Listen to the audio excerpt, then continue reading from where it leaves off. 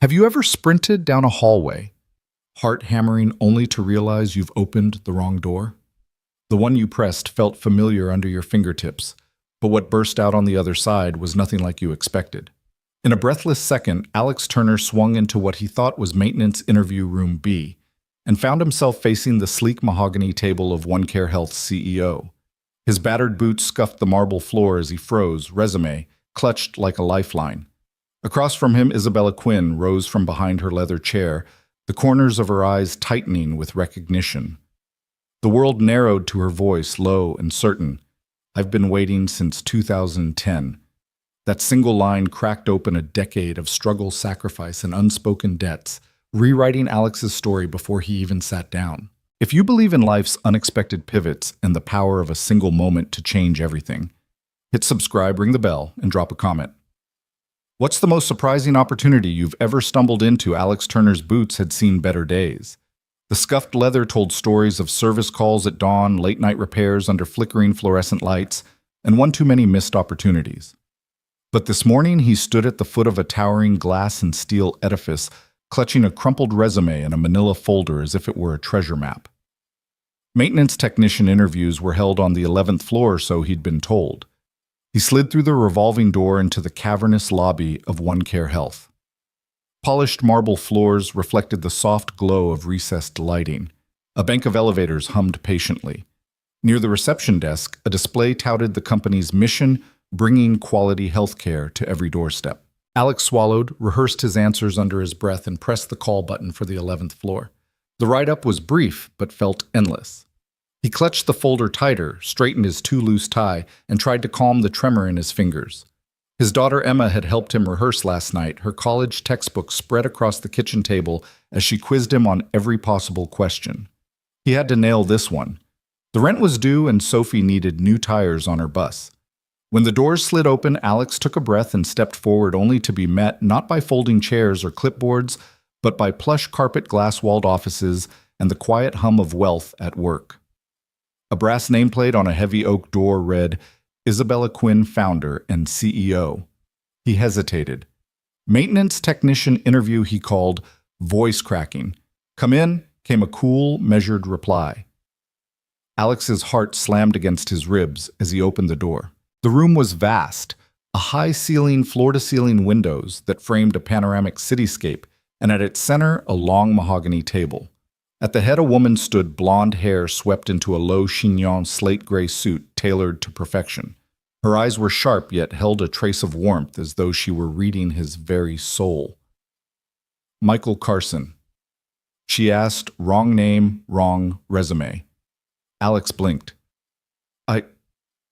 I'm Alex Turner." Her gaze flicked to the folder in his hand, then back to his face. "Alex Turner," she repeated softly. "Sit down." He crossed the room as if in a dream and lowered himself into the guest chair. His palms were slick. He wiped them on his pants.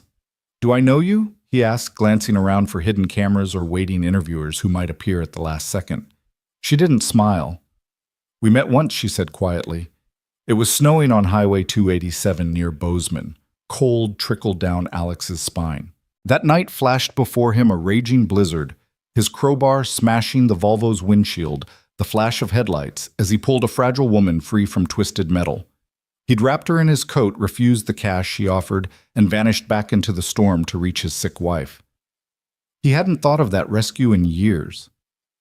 "Isabella Quinn," he whispered. She nodded, fingers brushing against the table's polished surface. "I've been waiting since 2010. The words settled over him like snowfall. He opened his mouth, then closed it, throat tight. "I'm so sorry," he managed. "No apologies," she replied, voice steady. "Sit." She motioned to a seat across from her. Alex sank back, holding his folder as if it might save him. His mind raced wrong place, wrong time, and yet every cell in his body told him this moment was right. "Why am I here?" he asked, nearly inaudible. Her eyes softened. "I need your help." She slid a second folder across the table. Inside lay schematics labeled Mobile Health Unit Pilot. Detailed diagrams, supply lists, operational routes, everything a maintenance technician would need to know. Alex's breath caught as he realized she wanted him to lead the caravans he'd only read about in the news. He began, because she said, leaning forward, "You understand what it means to show up when no one is watching. You saved my life once. Now I want you to help save lives every day." Alex Turner blinked, feeling the floor shift beneath him. The wrong interview had become his greatest opportunity. And in that marble-floored suite, a single moment of past kindness forged the first link of a future neither of them knew they needed until now. Alex's pulse hammered in his throat as Isabella leaned back in her chair, eyes never leaving his face. The sleek office around them, glass walls, polished floors, faded into the background. All that mattered was the echo of her words. It was 2010 on Highway 287. "You found me in a silver Volvo half buried in a snowdrift." He swallowed hard, the memory scrambling forward like wind-driven snow. He remembered the generator job up north, the call from the rest stop manager, a frozen power line, a grumbling diesel engine, the promise of one more paycheck before Christmas. And there'd been a storm, warning, nothing too dire, he'd thought. He'd driven past mile markers, the temperature gauge dipping the blacktop behind him, disappearing under a blanket of white. He must have been half asleep when the headlights picked out the sedan's taillights broken and blinking. He swerved, heart-twisting, as he imagined a stranded family in the silent night.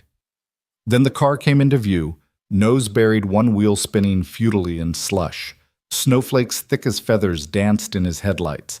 He parked his truck on the shoulder, flung on his coat, and yanked his crowbar from the trunk. He trudged through knee-deep drifts, breath stinging his lungs, until he heard her muffled plea. "Please, help." He smashed the driver's window shard, spraying like crystal, and hauled the door open. She was pale shock in her eyes, her coat shredded where metal had crushed it. "Hey, can you hear me?" He'd called, his voice rough with snow and adrenaline. He pressed his parka into her shoulders, her breath visible in short, ragged bursts. "Hold on. I'll get you out." He half-dragged, half-guided her to the truck, wrapping his arms around her to keep her upright. He turned back to the Volvo, rummaging his coat pockets for gloves and a flashlight. The storm-hammered branches bowed under snow, and the wind roared like a freight train. But he focused on his task, safety warmth moving forward. He laid her gently across the bench seat of his cab, cranked the defroster, and drove slowly toward the nearest town headlights, cutting through the whiteout. He called 911, gave his name, her condition, and held the phone below the dash so she could hear. He didn't stay for thanks. He didn't need them. He only wanted to get home to his wife, whose chemo treatments had been rescheduled again that afternoon. That night, he didn't sleep. He dreamt of medical bills piling at his feet, of hospital corridors, of the woman in the Volvo with fear in her eyes. He closed his eyes and vowed to forget to tuck the moment away like a folded photograph he'd never look at again. And now, in this gleaming office, that moment had come rushing back in full color. Isabella's gaze softened, tracing the lines in his face. "I nearly lost consciousness before you arrived," she said quietly. "If you hadn't come..." Her voice trailed off. Alex rubbed his forehead. "I'm sorry, I didn't..." "Don't apologize," she interrupted gently. "I never got your name, but I never forgot you." Alex's throat tightened. "It was nothing," he murmured. "I was heading home." She tilted her head, studying him. "You didn't just save me, you disappeared before I could thank you. I tracked you down once, but I never found you. Then I buried it in my mind, focused on my work." She sighed as if releasing a held breath. "I built OneCare Health on a single principle: kindness matters. That night taught me that strangers can change our lives forever." His pulse slowed as he absorbed her words. She believed in him, this woman of influence and vision, because of a moment he thought was long dead. He shifted in his seat, uneasy under her steady gaze. "Why bring it up now?" he asked softly. "Because I've been waiting," she said, voice so low it was almost a whisper. "Not just to thank you, but to repay you." She reached into the folder before her and laid the blueprints for a mobile health van on the table. "I want you to lead this team. You know what it means to rescue a stranger in need. I need someone who will show up no matter the storm." Alex stared at the diagrams: onboard generators, vaccine refrigerators, diagnostic kiosks. He felt the weight of the role settling on his shoulders. It was practical work, the kind he knew, hands-on, honest, essential. and yet it was also profound, a direct line from the memory of that snowy night to a future saving lives every day. He inhaled and let the warmth of her belief in him wash over his doubts. I'd like that, he said, voice steady. Her lips curved in a small, triumphant smile. Welcome aboard. In that moment, Alex Turner realized he hadn't walked into the wrong room at all. He'd walked into the second chance he never knew he was looking for, born from a midnight rescue in a blizzard carried across a decade and delivered in a single life-changing moment. Alex Turner settled deeper into the guest chair, his limbs still tingling from the shock of that snowy rescue long buried in his mind. The polished wood armrests felt oddly comforting beneath his calloused palms. For a moment, the office's quiet grandeur, sunlight pooling on the marble floor, the distant hum of traffic faded into the background. All he could see was Isabella Quinn's steady gaze and the faint tremor in her jaw as she gathered her thoughts. I never asked your name, Isabella began, voice low but unwavering. That night, it was just another emergency for me. I had a talk to give at a conference the next morning, and the limousine. She paused, the memory pressing against her composure. It never made it to me. Not that night. Alex's throat tightened. I'm sorry you missed your talk. She managed a small, rueful smile. It was for the board of Biopharm Global. I'd been courted for months. The speech would have been my ticket to the C-suite. I had the outline in my head, clinical trials, market projections. But I was hospitalized instead with a concussion and a few cracked ribs. He winced. That must have been terrible. Worse was what happened afterward. She leaned forward, hands clasped on the table. I woke up in the hospital with a blank schedule and a laundry list of obligations I no longer felt passionate about. The board was disappointed. Investors murmured about my reliability. But in that bed, as I replayed your face through the haze of pain meds, I realized something I'd spent my life chasing: prestige. But prestige hadn't stopped my limo from sliding off the road. It hadn't given me a second chance. Alex swallowed hard. He reached for his folder as though he might hide in its crumpled pages. I never meant to derail your career, he said quietly. She waved a hand. You didn't. You saved my life. But more than that, you gave me clarity. She tapped the mobile unit schematic. When I left the hospital, I sold my shares in that pharmaceutical company and started OneCare Health. No boardroom, no flashy launches, just a mission: bring care to people who can't afford it or can't reach it. I designed these vans to travel where hospitals don't. But I knew I'd need someone who understood more than business, someone who could fix what breaks, whether it's a vehicle, a medical device, or a life in crisis. Alex stared at the blueprint tracing the flow of power lines and storage compartments. I've never done anything like this, he said. I'm a small-town maintenance guy. Isabella's eyes glinted. Exactly. You see broken things, you repair them. You don't ask for recognition, you just do it. That's rare in healthcare. Everyone wants a billboard. You, Alex, are the billboard. He managed a laugh, wry and unsteady. I've always preferred unplugged lights. She leaned back, a hint of laughter in her shoulders. Unplugged light can guide us home just as well. She paused, scanning his face. What do you say? You sit here, or you stand there. You stay in your boots, or you step into these vans. You can keep running mechanical lines in another town, or you can run a mission that changes lives. Her voice softened, including mine. Alex closed his eyes. The memory of that wind-chilled highway, the lit dashboard, the frantic 911 call, it all rushed over him. And beneath it, the ache he'd buried, worry over his wife's failing health, his daughter's future bills piling up like snowdrifts. He'd spent years surviving the storm. Now he could drive it, control it, even flourish in it. He opened his eyes. I'll do it, he said, voice firm.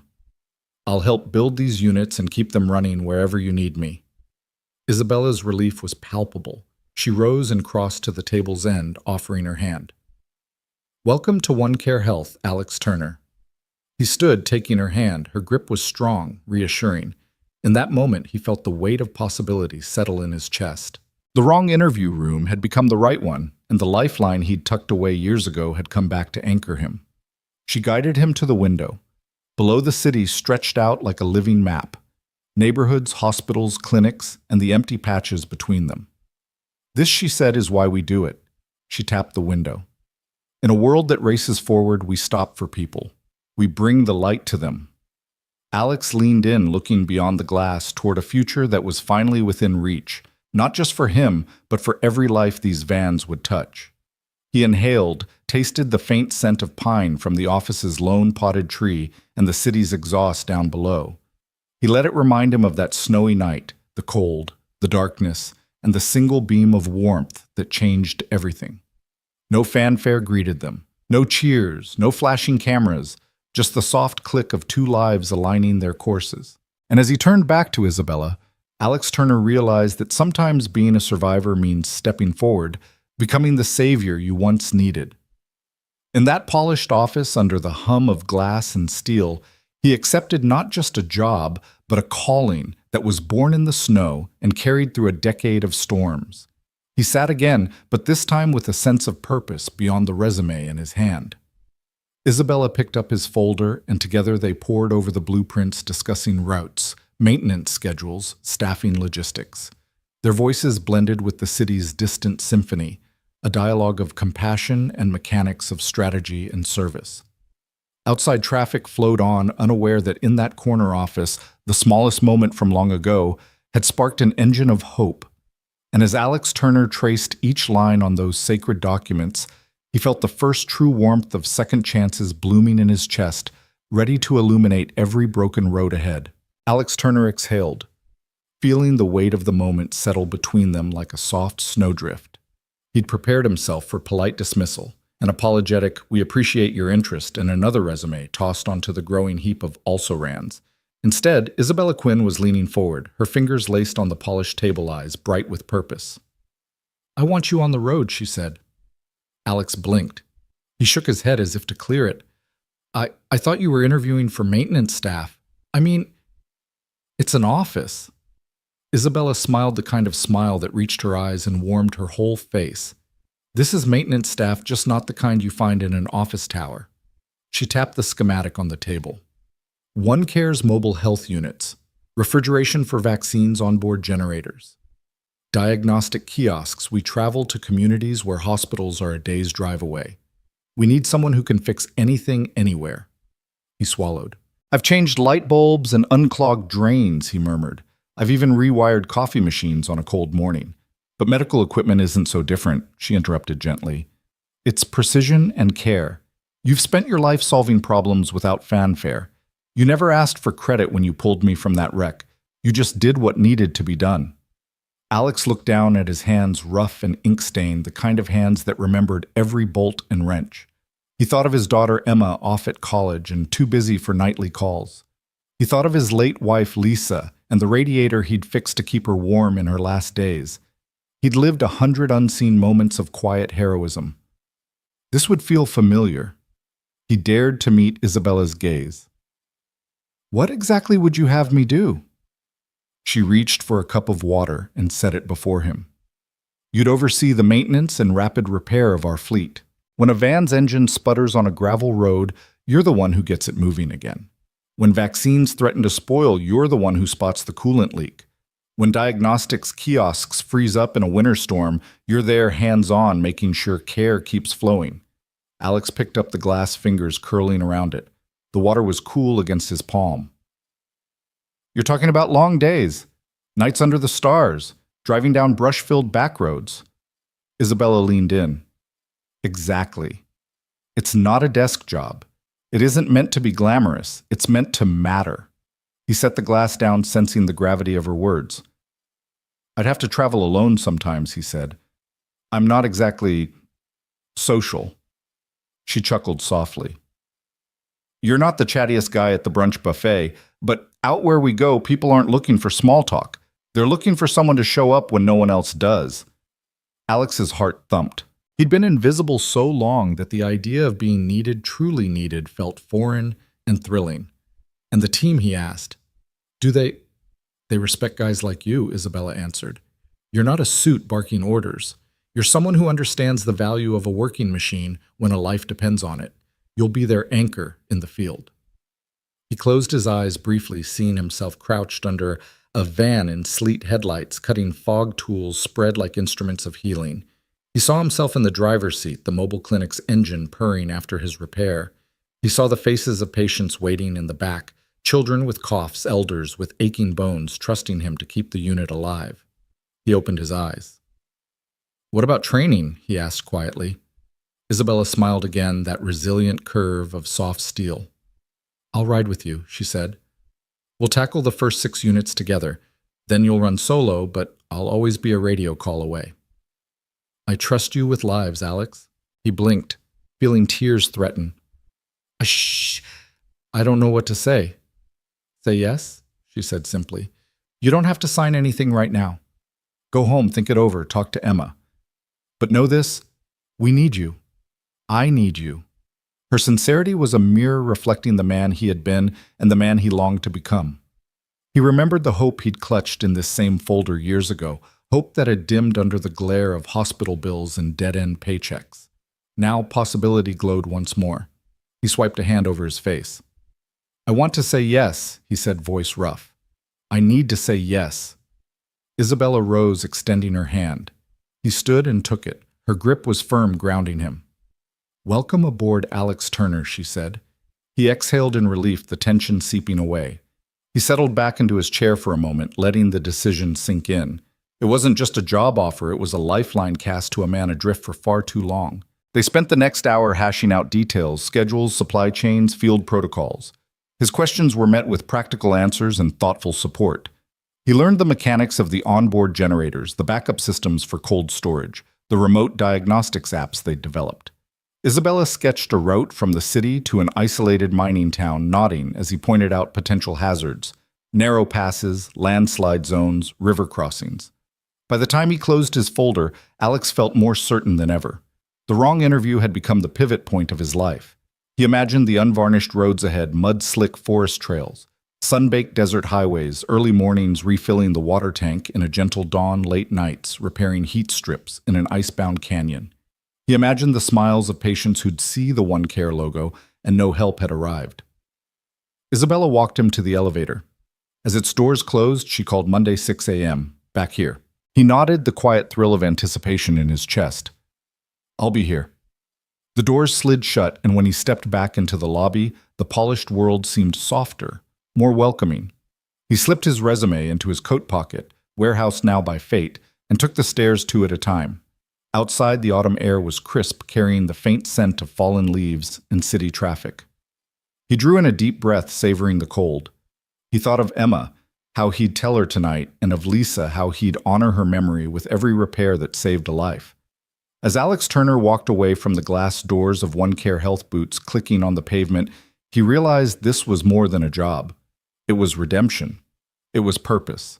It was the chance to transform hands that once broke windows in desperation into hands that saved lives in every corner of the map. And in the distance, a new chapter waited unwritten, brimming with promise, carried on the wheels of a mobile clinic and the integrity of a man who showed up when it mattered most. Alex Turner stepped out of the glass doors and into the crisp autumn air, his lungs filling with a chill that felt like possibility.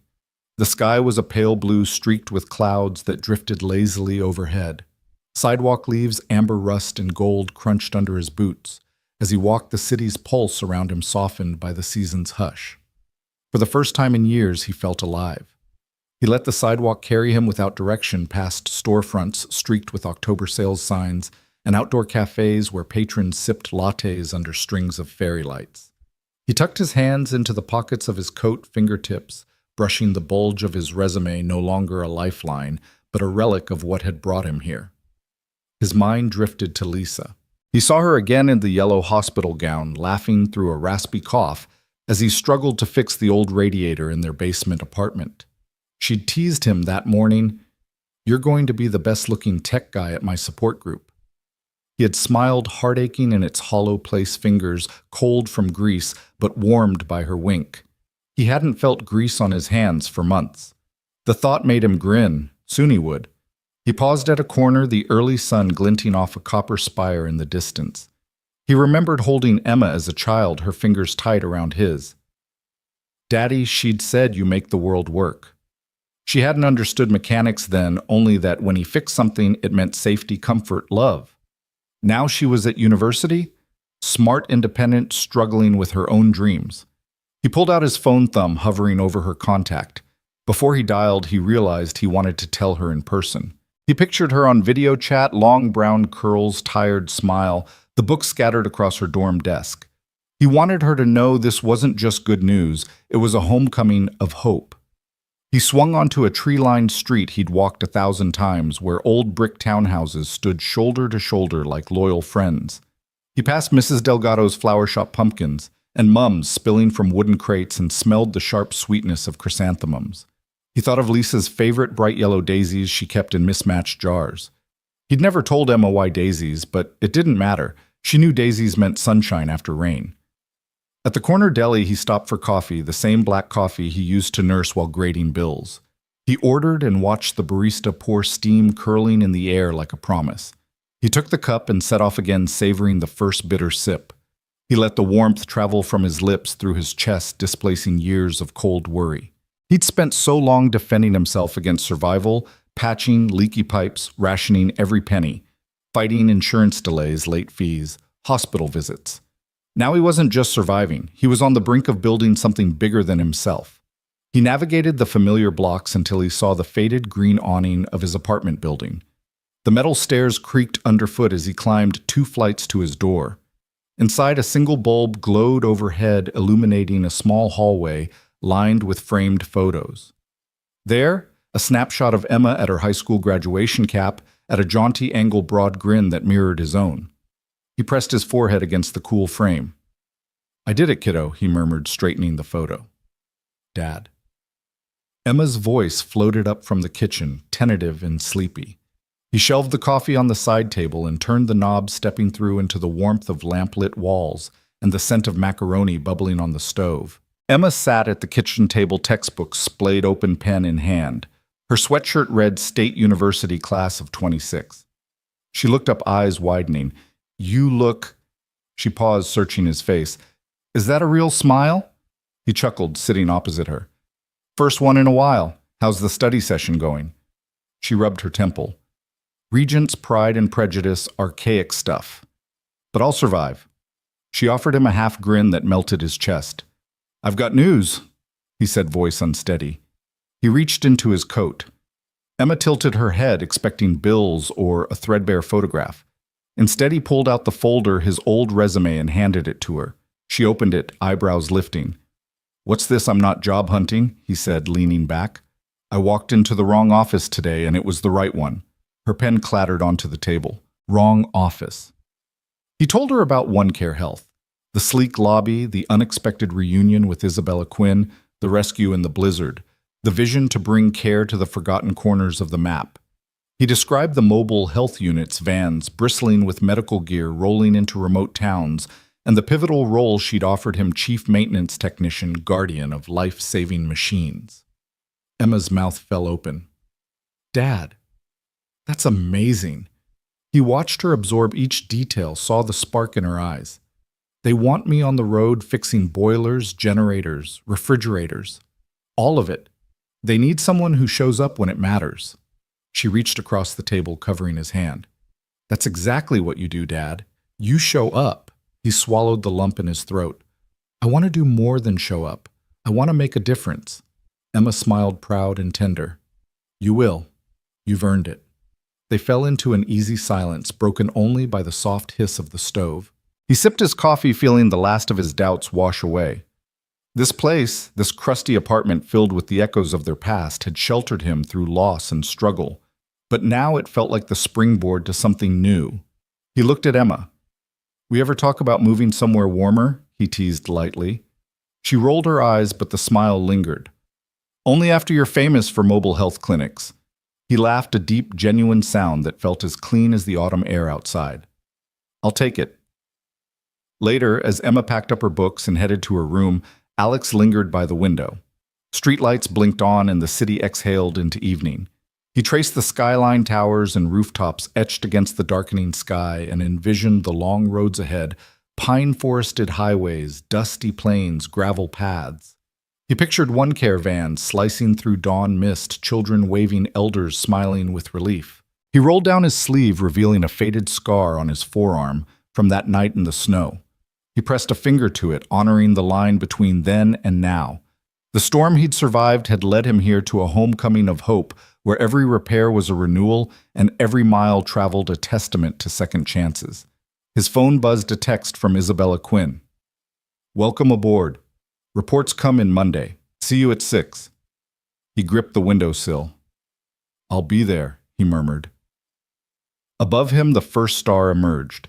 He closed his eyes and made a promise to honor Lisa's memory, to support Emma's future, and to bring light to the shadowed corners of the world. Then he turned from the window and flicked off the hall light. As he climbed the stairs to his bedroom, his heart felt full in a way it hadn't in years. That night, Alex Turner dreamed not of broken engines or hospital bills, but of a convoy of one-care vans on a ribbon of highway headlights, shining engines humming hope on 4 wheels. And when he woke before dawn, the world beyond his window was already stirring, ready for the man who had found his way home again. The sky was barely light when Alex climbed into the driver's seat of Van Alpha One Care Health's first mobile unit, its engine humming like a purring cat ready to prowl the country roads. Isabella stepped up beside him, clipboard in hand, her dark ponytail tucked under a baseball cap for the first time since he'd met her. He offered her a nod of greeting. She returned it with a tight smile that spoke of anticipation and nerves both. "Ready?" she asked, voice low over the idling engine. Alex glanced at the neat row of equipment racks behind him. Vaccine refrigerators, portable autoclaves, handheld diagnostic kiosks. Ready as I'll ever be. She climbed in, planting herself in the passenger seat. "Let's test your mettle." Isabella handed him a sheet and equipment checklist and route map. He scanned it quickly. Site 1, a rural elementary school 30 miles north. Site 2, a food pantry in a farming village. Final stop, a weekend health fair in an old church hall. She tapped the printed refrigeration specs. Temperatures, diagnostics. "Let's start with the fridge." They rolled out of the parking bay into the still muted city streets, headlights slicing through dawn's dim haze. Conversation flowed easily. Isabella asked about his granddaughter's college studies. He quizzed her on coffee orders. The early morning lull felt like a prelude to something larger, the city's hustle yet to wake. At the first stop, they squeezed through the school's narrow driveway, winter mud clinging to the tires. Alex hopped out a tool bag slung over his shoulder. Isabella followed, letting him lead the way to the back of the van. Alex flipped open the rear hatch, revealing the chill interior. He ran gloved fingers along the freezer's seal eyes, narrowing in appraisal. "Go on," Isabella said. "Show me." He pressed a diagnostic button, and the fridge's internal temperature lit up on a small screen 37 degrees Fahrenheit. Within spec, but not by much. He smiled and popped open the door, exposing rows of vials packed in a foam rack. "We'll swap the coolant line," he told her, pulling a handheld wrench from his bag. "It's quick work." Isabella watched as he knelt on one knee, unlatching the protective panel. With practiced precision, he detached a corroded hose, its metal fitting puckered by age. The new line clicked into place, and he closed the panel, sealing the compartment. Then he pressed the monitor again 35 degrees. He gave her a thumbs up. "Perfect," she said, relief coloring her tone. "I never had to get my hands this dirty." She paused, leaning closer to inspect a spool of tubing. "Back when we launched the first clinic, my team and I were unpacking boxes at dawn. I ended up hand-painting our logo on the side of our first unit after the stencil kit broke on day 1. Alex laughed, picturing a younger Isabella crouched in paint-splattered jeans. She continued, "We didn't have fancy service contracts. We drained and refilled coolant by hand out of a watering can while I argued prices with equipment suppliers over the phone. That van was held together with duct tape and sheer willpower." He grinned. "Sounds character building. Character saved lives," she corrected gently. "Now you're the one preserving lives with your building skills." Her eyes sparkled as she handed him a cup of coffee. Onto the kiosks. They packed up and rolled on the morning sun, cresting fields of frosted wheat. The van's radio played soft jazz as Alex navigated winding 2 lanes. When they reached Site 2, a converted barn where families queued for free groceries, he guided the van into a makeshift driveway. People lined up under a tent, children in bright jackets clutching stuffed animals. Alex waved and Isabella waved back her presence, both authoritative and approachable. Inside the barn, he unloaded the diagnostic kiosks' touchscreen units that measured blood pressure, heart rate, and blood glucose. One was unresponsive. Its screen flickered, then froze. He shrugged off his coat and knelt beside it, prying open a panel on the back with his multi-tool. Circuit boards lay beneath small wires snaking across layered boards. "Go ahead," he said without looking up. "What do you see?" She peered over his shoulder, brow furrowed. A loose connection at the power jack. He smiled broadly. Bingo. He reseated the connector and sealed it up. The screen blinked alive, offering a welcome message. Isabella let out a breath. "You're not just a maintenance guy. You're a miracle worker." He chuckled, wincing as he straightened. A volunteer nurse approached, clipboard in hand. "We were worried we'd have to cancel screenings," she said. "Thank you." Alex nodded, shrugging away praise. Isabella gave him a proud wink. He felt a warmth in his chest, a sense of belonging he hadn't known since before Lisa got sick. Mid-morning found them at the church hall where local families gathered for flu shots and health checkups. The van's generator hummed outside, powering medical lights and laptop chargers. Alex tightened a loose bolt on a water pump and declared it sound. Isabella handed him a lunch sandwich meatloaf on rye, wrapped in parchment paper. "Sophisticated," he teased. She laughed, unwrapping her own turkey club. "You deserve real food for real work. Got time for a break." He sank onto a folding chair as she perched beside him. The hall's windows framed a panorama of trees in peak color crimson, gold, and auburn. People filtered in and out, raising their arms for injections, chatting in soft voices. "Do you ever miss the boardroom?" Alex asked between bites. Isabella tilted her head. "My boardroom had no purpose once I lost you that night. Here I'm accountable every day. Faces in need, communities underserved. This is my board." She traced her finger on the table's chip. "It's messy, unpredictable, but it's honest. And it's where I found the most meaning." He nodded, feeling the hum of truth behind her words. "Meaning's the best kind of job security. Right?" She looked at him thoughtfully. "You remind me why I started this, how a single act of compassion can echo for years." Alex set down his sandwich. "I never thought my hands would be part of something like this. I always fixed toilets and generators, never medicine." She reached out and touched his arm. "You're fixing more than machines. You're fixing access. You're ensuring vaccines stay potent, tests stay accurate, lives stay whole."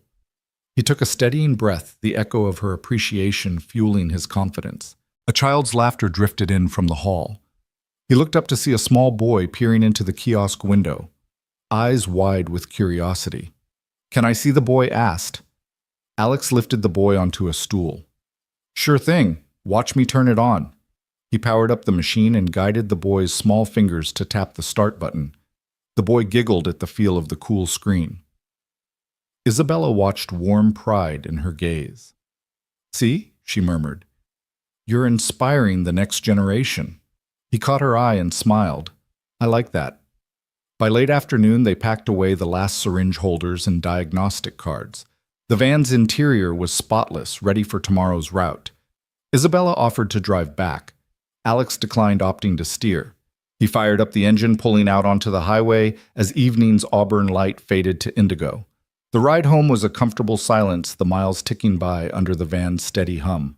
He thought of the day's work, the whir of compressors, the click of diagnostic boots, the thank you smiles of strangers. He replayed Isabella's startup stories, duct-taped vans, midnight phone calls, boardroom blowback. He saw the parallels between her grit and his own.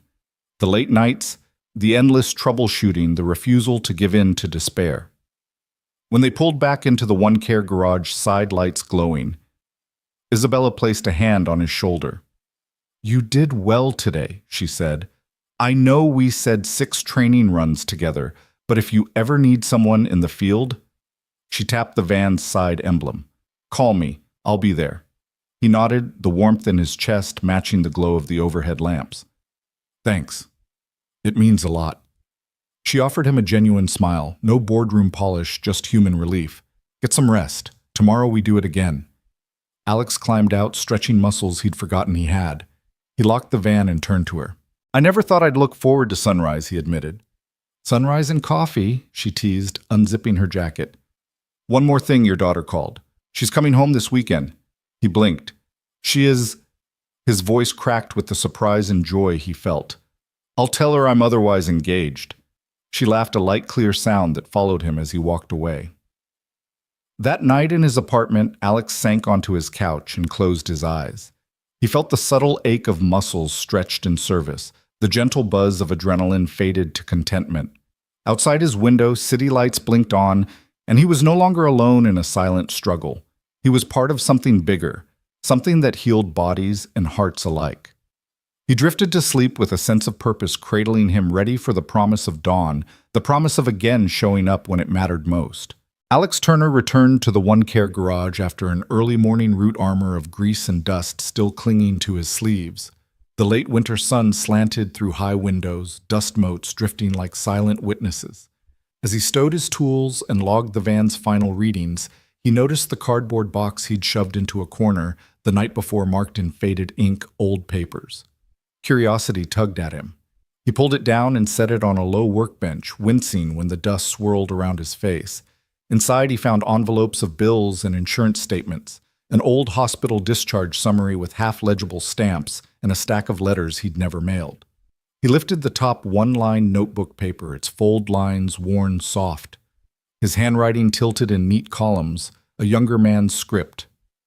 To the woman I pulled from the snow. Alex's breath caught.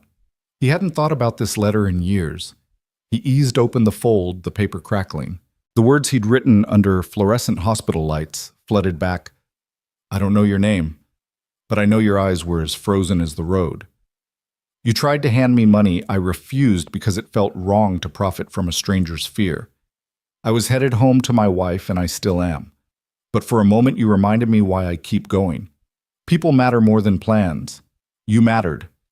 I hope you made it to your conference and discovered something worth fighting for. One day I hope I can repay this kindness. Maybe you'll never see this, but I needed you to know you made a difference in a dark night. Signed, Michael Carson. He blinked once, then twice, as the memories surfaced, the sting of the bitter air, the feel of her coat across his shoulders, the hum of his truck's heater bringing warmth back into her cheeks. He'd never mailed that letter, couldn't bear to intrude on someone he'd barely known. Yet here it was, a bridge between past and present, yellowed but intact. He folded it again, slid it into his coat pocket, and left the garage without a word. The elevator to Isabella's office seemed to take forever. His heart hammered, uncertainty swirling like the dust he'd disturbed. Would she even remember this scrap of paper? Would it matter now that he was her lead technician? On the 11th floor, the receptionist looked up from her screen. You here for a meeting, Mr. Turner? She asked politely, scanning her book of appointments. Alex cleared his throat. Yes, with Ms. Quinn at... He pulled out his schedule. 2 o'clock. She tapped a key. Right this way. He followed her down the glass-walled corridor, flanked by the soft hum of conversations and distant printer clicks. He rehearsed his greeting, rehearsed nothing, just whatever authenticity he could muster. She opened her door before he knocked. Isabella stood by the window, hands folded in front of her. She turned surprise, flickering across her composed face. Alex, what a surprise. Back so soon. He swallowed. I found something I wrote a long time ago. Her brow drew in. He held out the folded paper.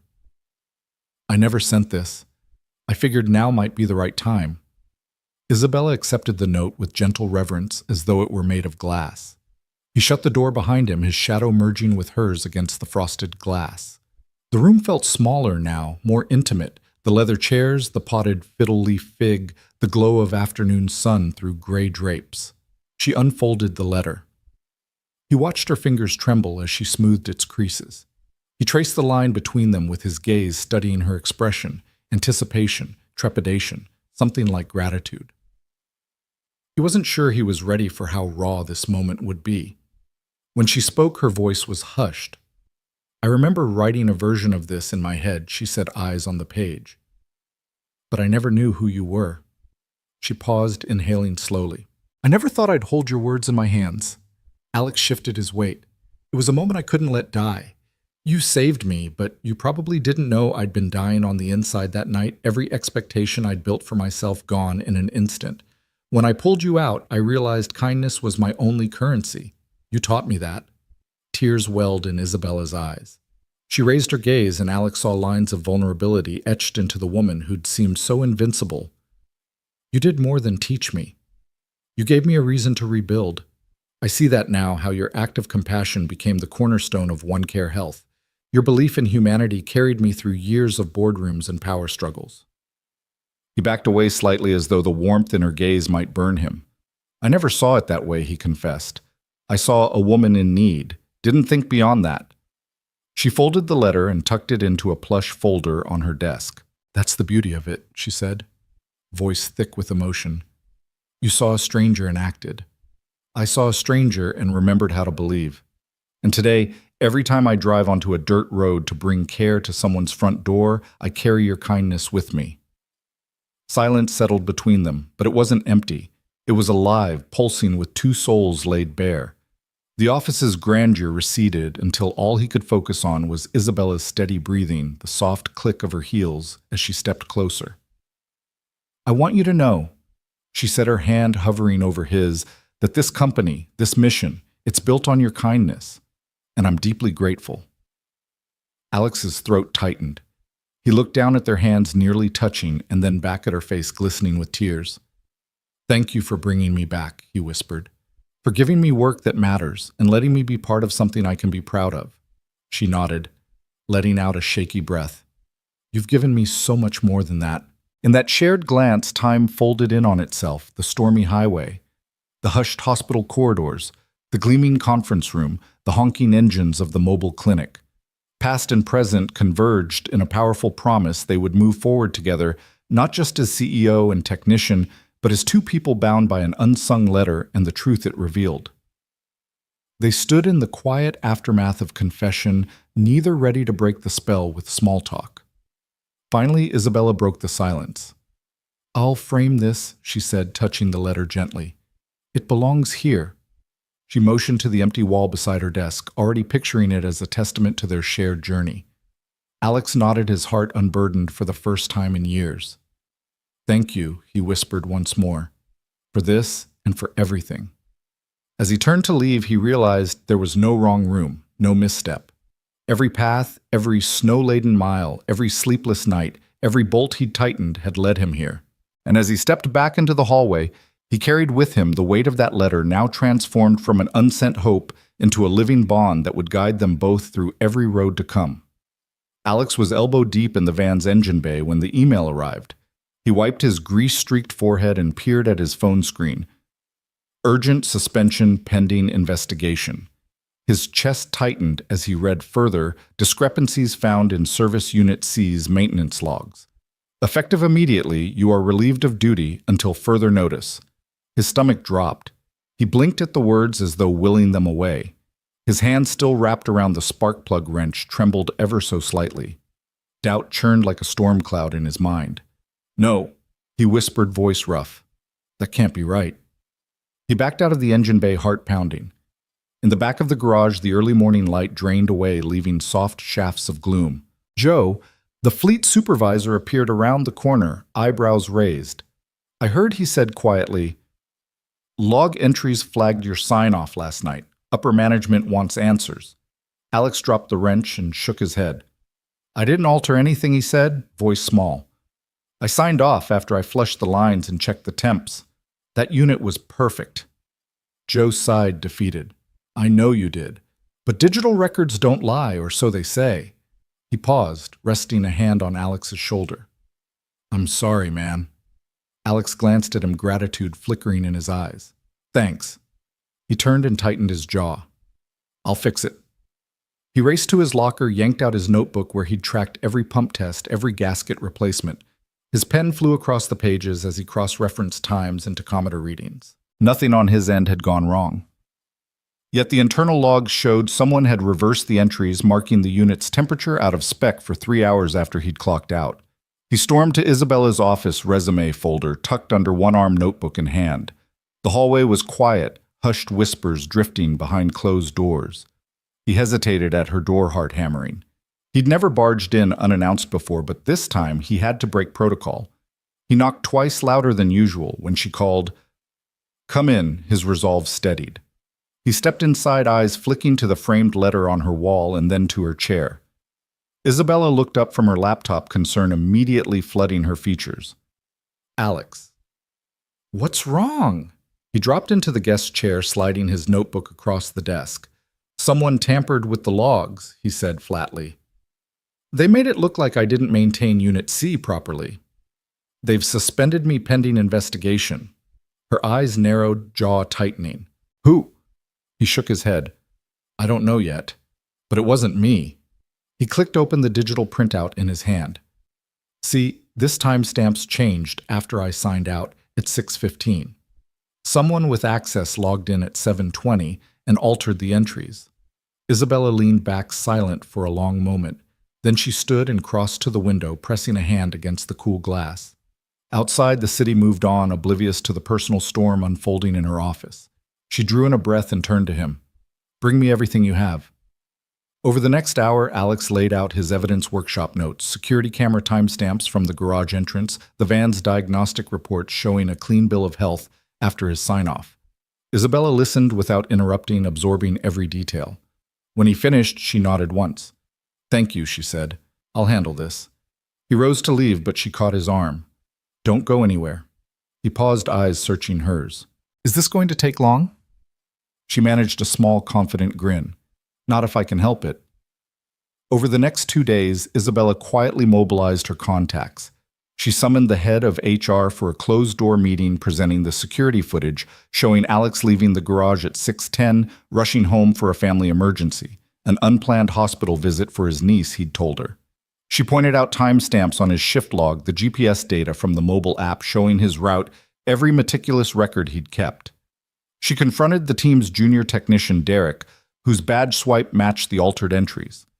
His protest dissolved under the weight of timestamps and surveillance. By the end of the meeting, Derek was suspended pending formal review. Meanwhile, Isabella issued a company-wide memo, Integrity and Accountability Form, the bedrock of OneCare Health. False accusations and tampering will not be tolerated. She reinstated Alex with immediate effect, sending a personalized email copying HR and the board. Mr. Turner's reputation is beyond reproach. We apologize for the distress this incident caused him. On the morning Alex arrived, he found Isabella waiting by Van Beta. Her stance unwavering. He climbed out, spotting the new memo on the bulletin board. Relief surged in his chest as he read the words of support from the highest office. Isabella offered him a cup of coffee, strong black, and met his gaze squarely. I heard what happened, she said softly. Are you okay? Alex took a shaky sip, savoring the warmth. Thanks to you, he replied. He paused, searching for the right word. I was terrified of losing my place. She tucked a loose strand of hair behind her ear. You won't lose me, she said firmly. I know who you are, Alex. I trust you more than anyone on this team. Don't let one person's jealousy make you doubt your worth. He nodded, the tremor in his shoulders easing. I almost did. She placed a hand on his arm. Then let's get to work. We've got hospitals to reach. Her smile was gentle and strong. Besides, I need my miracle worker back on the road. He matched her smile with one of his own, steady, genuine. I'm here. Together they climbed into Van Beta, Isabella in the passenger seat, Alex at the wheel. As he fired up the engine, the dashboard lights glimmered into life. He glanced at her, the man who once pulled her from a frozen wreck, now pulling a mission forward through rugged terrain. Next stop, he asked, scanning the route on the GPS. She handed him the itinerary. Pine Valley Clinic. They're expecting us at 10. He nodded, shifting the van into gear. The tires rumbled over cracked pavement, echoing his renewed resolve. Isabella watched him over the dash, pride and relief shining in her eyes. As they pulled away, Alex allowed himself a breath he'd been holding for days. An exhale of vindication, of belonging, of standing up not just for himself, but for the values that had brought them together. The open road stretched before them, and in the back of the van, life-saving equipment waited. Together they drove on, unwavering in their purpose. And in that shared mission built on kindness, trust, and unwavering support, their bond deepened, unbreakable against any storm or saboteur that dared to cross their path. The morning light filtered through the floor-to-ceiling windows of OneCare's planning room, illuminating a long table strewn with blueprints, laptops, and coffee cups. Isabella Quinn stood at the head of the table, sliding a fresh set of schematics toward Alex Turner. Her voice, calm but energized, carried across the hushed room of engineers and project managers. "Alex," she began, "this is the layout for our Pine Valley Clinic Hub, but I want you to co-lead this build with me." He let the edge of the paper brush his fingertips. Next to him, his tool bag sat like an old friend ready for the field. He looked at her, surprise flickering in his eyes. "Me co-lead?" he asked, voice steady but incredulous. She met his gaze with a faint, confident smile. "You've earned it. Your work on the mobile unit showed me how to balance compassion with practicality. I need that perspective here on a larger scale." Alex traced the corridors on the blueprint reception exam rooms, a lab storage for supplies, and a community meeting space. Each line represented hours of need assessment in rural clinics where patients once waited in line under tents. He thought of the van's hum fading behind him as he walked away from patient after patient who couldn't come to the city. Now they'd come to a permanent place of care. The weight of that responsibility settled in his chest like a promise. "I don't have an architectural background," he admitted, "but I know how to build things that last. If you have faith in me, I'm honored." Isabella tapped the plans. "It's not about degrees, it's about experience. You know what breaks and how to fix it. That's more valuable to our patients than any certificate." He nodded, feeling a rush of pride. Around them, team members stirred some exchanged smiles at Alex. Others jotted notes as Isabella outlined timelines. She introduced him. "This is Alex Turner, our Director of Field Operations. He'll be coordinating construction schedules, ensuring equipment compatibility, and troubleshooting any issues on site." Hands shot up with questions about power backups, supply chain contingencies, local contractor bids. Alex leaned forward, offering clear, concise answers drawn from years of hands-on maintenance and logistics. He spoke of mobile van repairs, then translated those lessons to load-bearing walls and HVAC systems. His confidence built with each response. He realized that leadership didn't require mastery of every detail, just the ability to find solutions and rally a team. By noon, they broke for a working lunch in the adjacent kitchenette, where volunteers from headquarters assembled sandwiches. Isabella grabbed a plate, motioning Alex to join her at a small table by the window. The cityscape stretched behind them, cranes and rooftops, a testament to the world they were reshaping. "Thank you for stepping up," she said quietly, carrying 2 turkey clubs wrapped in foil. "I know you've already given everything to OneCare." He took a bite and chewed thoughtfully before replying. "I believe in what we're doing. It feels personal." He glanced at her. "You gave me that chance when I needed it most." Her shoulders relaxed, a rare vulnerability in her posture. "You repaid me tenfold by believing in this mission. I want us to build something that lasts not just for patients, but for the organization's future." She paused, searching his eyes. "And I want us to build something together." Alex set down his sandwich, a tingle of warmth blooming in his chest. Together, he echoed. The word felt heavy with possibility. Their afternoons blurred into evenings of strategy sessions, estimating concrete orders, vetting fencing materials, sketching the layout of exam chairs and waiting room benches. Isabella and Alex traded ideas. He suggested alternative cold storage units based on his van experience. She adjusted pathways to optimize patient flow. Each correction came with mutual respect and a shared laugh when minor errors surfaced. Over time, their partnership flourished, the lines between CEO and technician softening into 2 collaborators united by purpose. One late afternoon, as the team wrapped up for the day, Isabella found Alex reviewing cost projections alone. She leaned against the doorframe, watching him run his finger along the margin notes. The soft glow of a desk lamp highlighted his focused expression. "I didn't hear you come in," he said without looking up, then offered a quick smile. "Need something?" She stepped forward, folding her arms. "I wanted to thank you. The team's morale has skyrocketed since you came on board. They respect you." She paused, voice hushed. "And I respect you." His eyes met hers, and something in the air shifted, an electric current born of shared purpose and unspoken admiration. The space between them crackled. He closed his notebook, standing. "I respect you too. You've built OneCare from the ground up, and you trusted me to help carry that dream." She took a slow breath, both of them suspended in a moment where titles and roles melted away. Then she reached out, brushing a hand across his forearm. His skin warmed beneath her fingertips, and he felt a flutter of anticipation. "Come," she said softly. "Show me your favorite part of these plans." He led her to the map section where they'd planned a community garden just outside the main entrance, a spot where patients could sit among raised beds of medicinal herbs. "This," he said, pointing. "We'll build the beds low enough for wheelchair access and plant calendula chamomile and lavender to bring comfort. I wanted something that nourishes beyond medicine." Isabella's hand lingered on his arm. "That's brilliant. I didn't think of that." She turned to face him, her eyes shining. "That's why I need you, because you see details I can't." He swallowed, the world narrowing to her gaze and the distance between their shoulders. "We see together," he corrected, voice low. A moment stretched between them, pregnant with the promise of something more than professional admiration. Then she closed the gap, gently pressing her forehead against his. He felt the rhythm of her breathing, steady and comforting. "I'm glad we're building together," she whispered. He rested his hand on her waist, warm through her blazer. "Me too." Behind them, the glow of desk lamps and the scattered papers of tomorrow's blueprints blurred into insignificance. In that quiet intersection of plans and hearts, their shared purpose deepened into connection.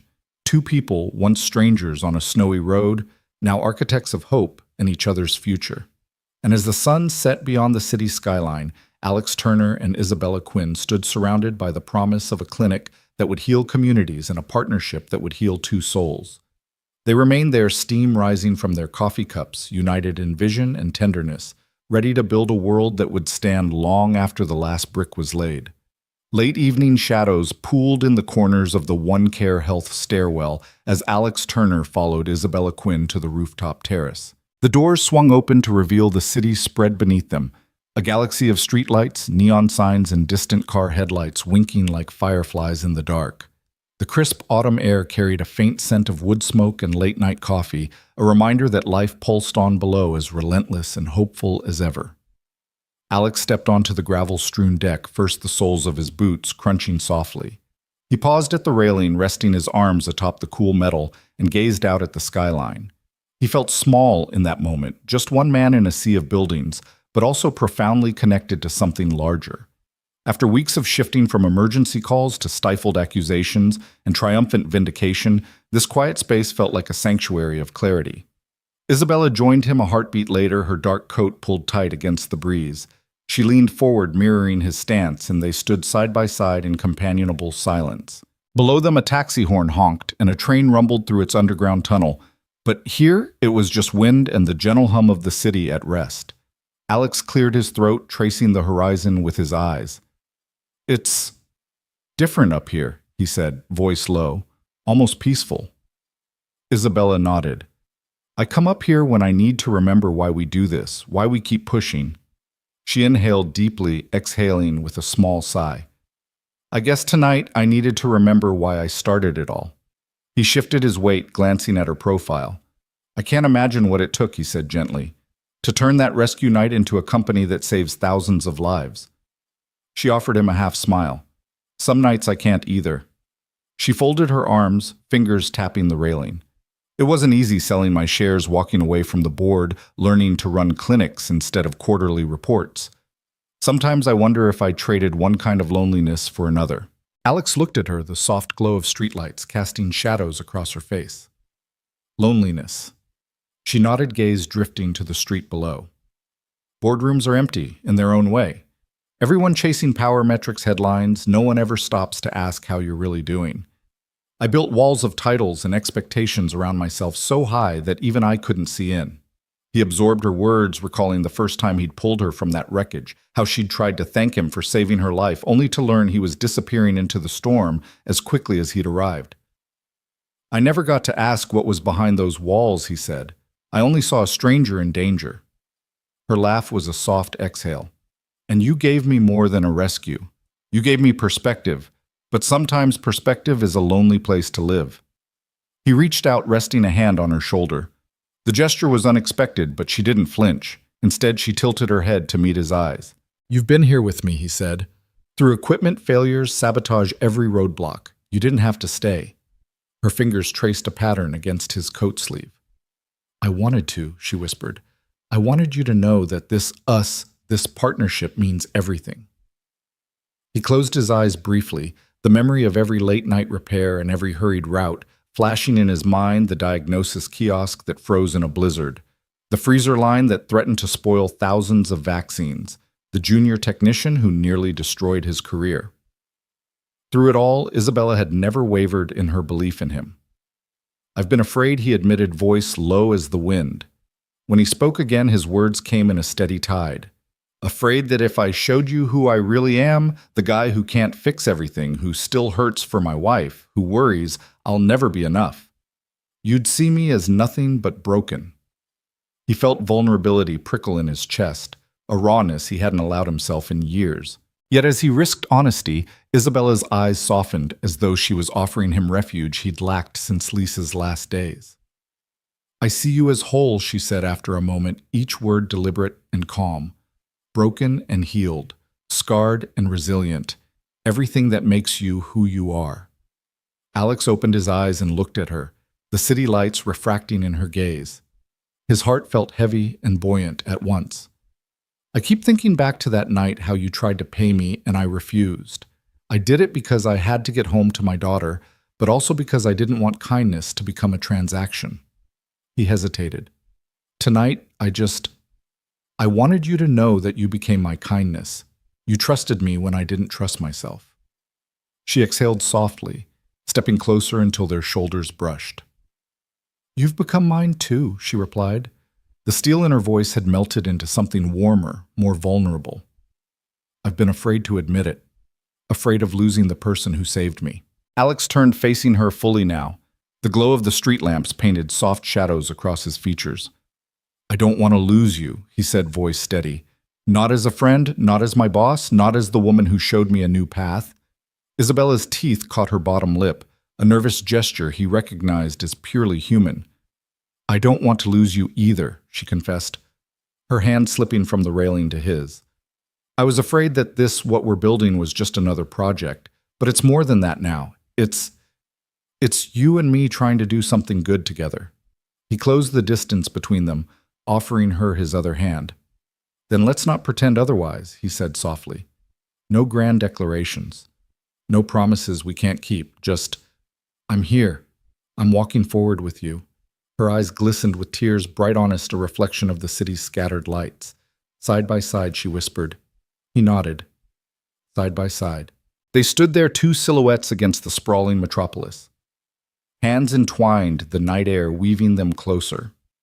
Below, distant sirens lulled and an occasional car passed, but on that rooftop time stretched unhurried and full of possibility.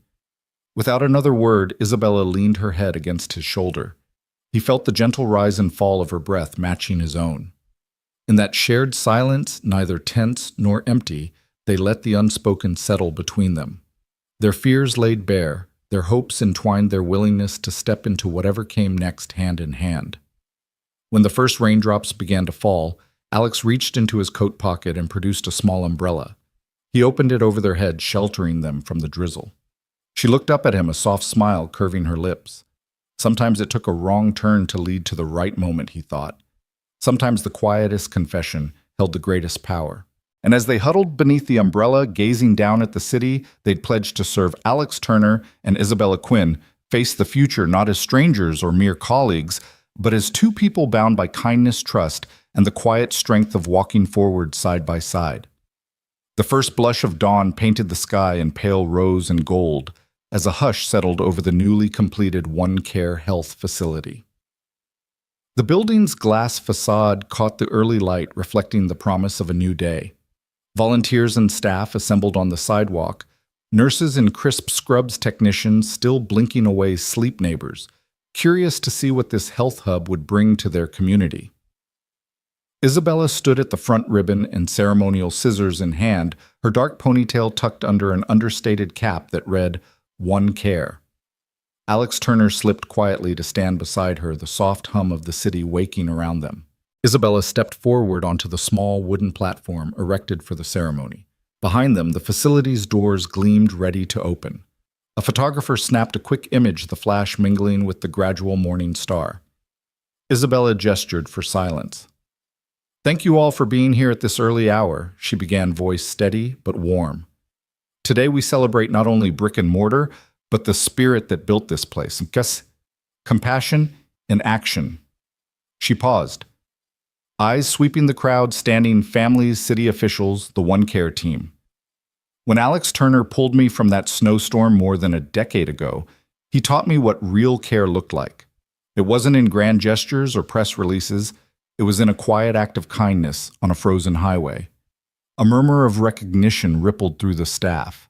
Alex's name had become synonymous with their mission, yet most present had only heard the story in boardroom recaps.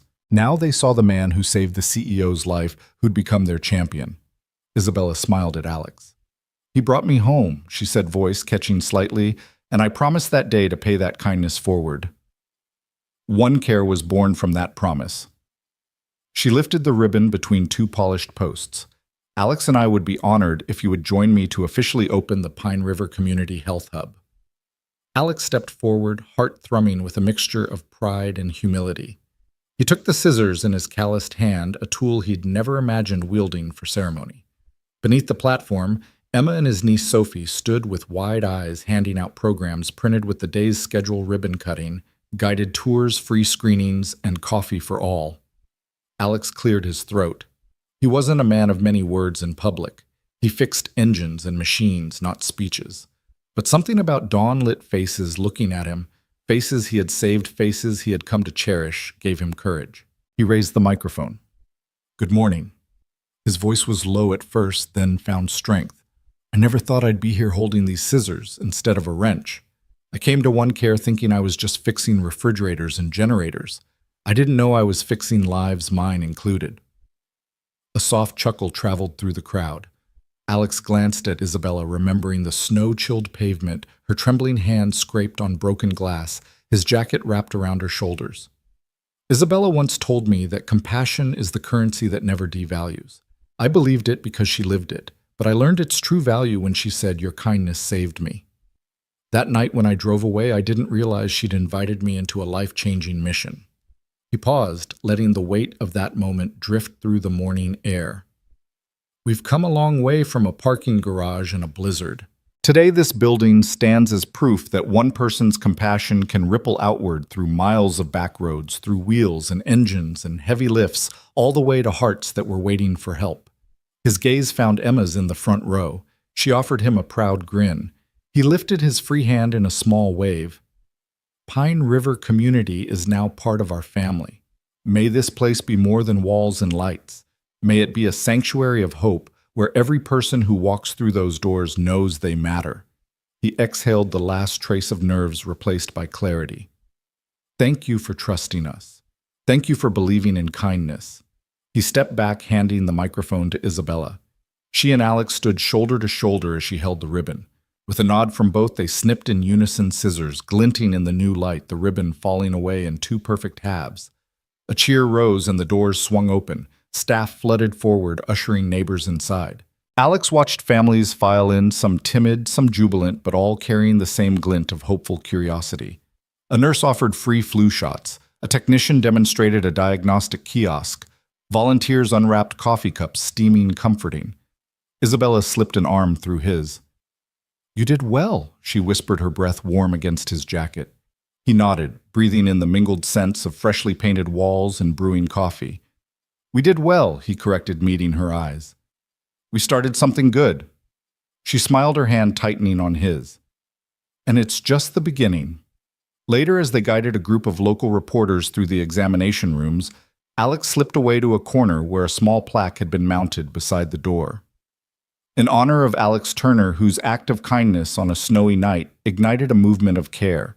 He pressed a fingertip to the raised letters, the metal cool beneath his touch. A reporter approached, notepad poised. Mr. Turner, could you tell us what this plaque means to you? She asked. He turned, shrugging with characteristic humility. It means someone remembered that night, he said softly, that they didn't let it get lost in time. And they turned it into something that helps people every single day. That's better than any accolade I ever sought. The reporter nodded, jotting notes. Alex lingered by the plaque a moment longer, then joined Isabella as she led a small group to the pharmacy station. They moved together through the facility, a man of mechanics and a woman of vision side by side. By mid-morning, the unveiling had given way to real work, checking the new sterilizers, adjusting the lab's ventilation, responding to a patient's request for a blood pressure check. Alex crouched beneath the diagnostic kiosk, recalibrating a sensor that had gone slightly out of alignment. A child peered in curiously. He flashed a grin as he handed her a lollipop from the supply drawer. She ran back to her mother, proud as a queen with her sweet prize. Isabella watched him from across the room, heart swelling with gratitude and affection. She approached, slipping into the doorway beside him. "That sensor's off by 0.02 psi, she observed. "Good catch."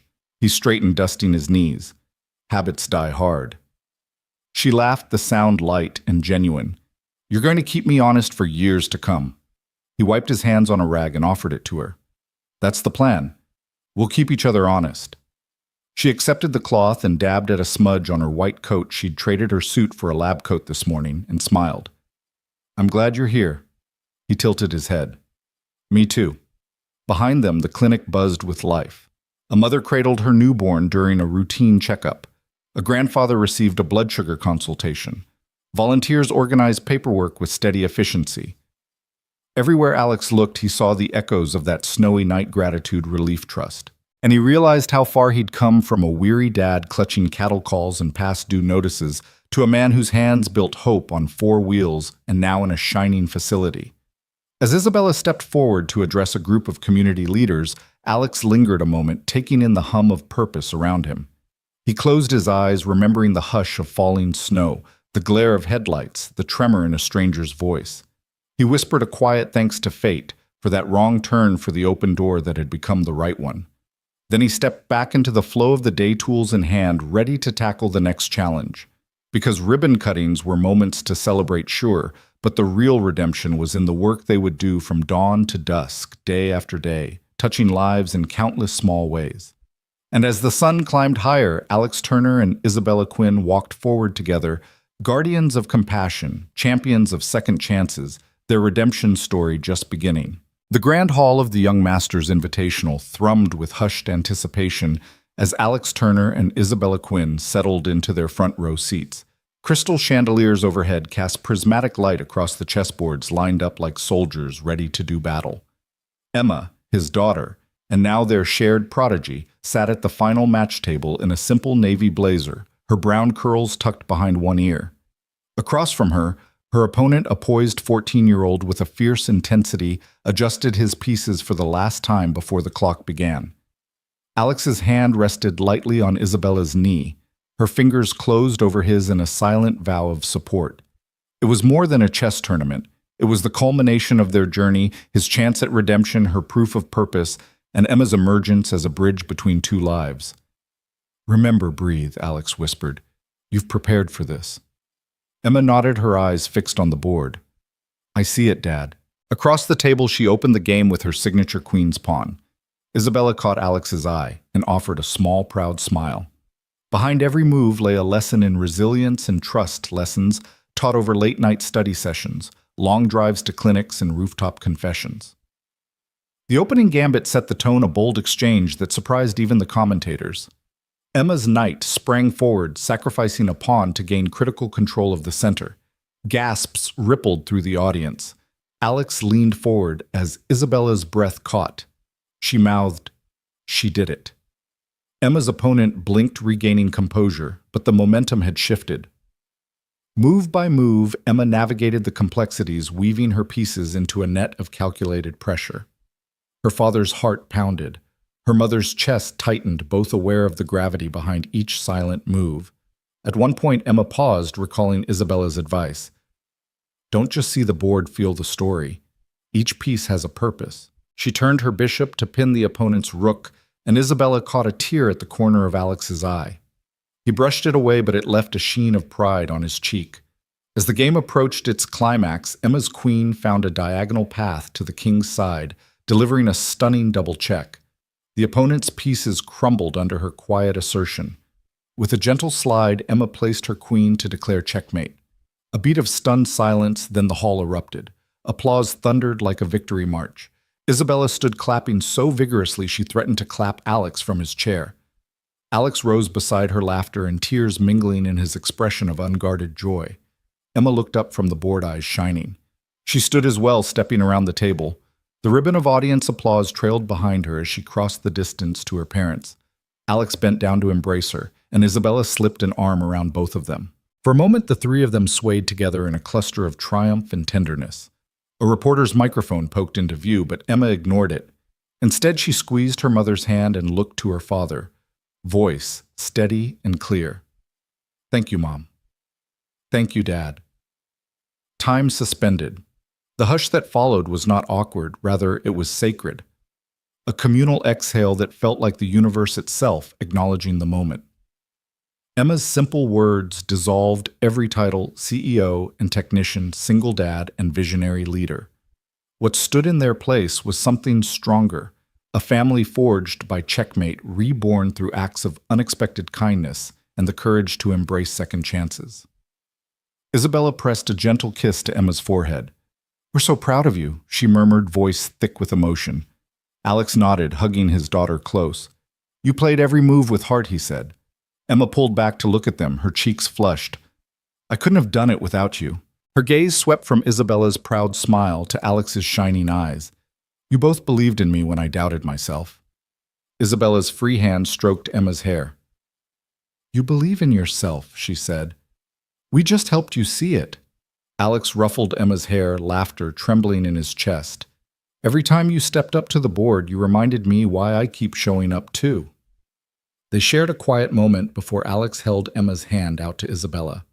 Isabella took it, and they formed a small chain, Dad.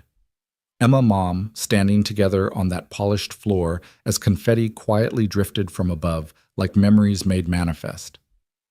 After journalists and well-wishers swarmed them with congratulations, the family slipped away to a quieter hallway. Emma leaned against the wall game ribbon pinned to her blazer eyes, alight with triumph and the relief of completion. Alex offered her a bottle of water. Isabella draped her coat over Emma's shoulders. As they walked toward the exit, the city's lights beckoned beyond the glass doors.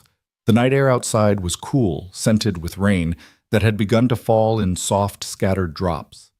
Alex opened his umbrella. Isabella slipped her arm through his. Emma walked between them, small and triumphant. "Where to now?" Alex asked, voice light with wonder. Emma glanced up at him, then at Isabella. "Someplace cozy," she said. "Maybe Waffles." Isabella laughed. "Waffles it is." They stepped out onto the sidewalk, a trio moving in sync footprints in the rain-damp concrete. Street lamps traced their path in amber pools. The city, vast and untamed, seemed to part for them, offering a quiet benediction. Under that glow, they were more than a CEO and a maintenance technician. They were more than a rescuer and the rescued. They were a family knit together by a letter never sent a wrong turn that became the right one, hundreds of miles of clinics and late-night conversations, and a daughter whose first move had changed everything. As they walked toward the diner's neon sign, confetti settling in the gutter behind them, Alex took Isabella's hand and squeezed gently. She met his gaze, and without words, they acknowledged the wonder of what they'd built, a love not born of grand gestures or sweeping vows, but forged in the quiet miracles that arrive when strangers step in, when second chances are embraced, and when a simple act of kindness echoes across a lifetime. And in that misty rain under the watchful city lights, they knew there was nowhere else they'd rather be.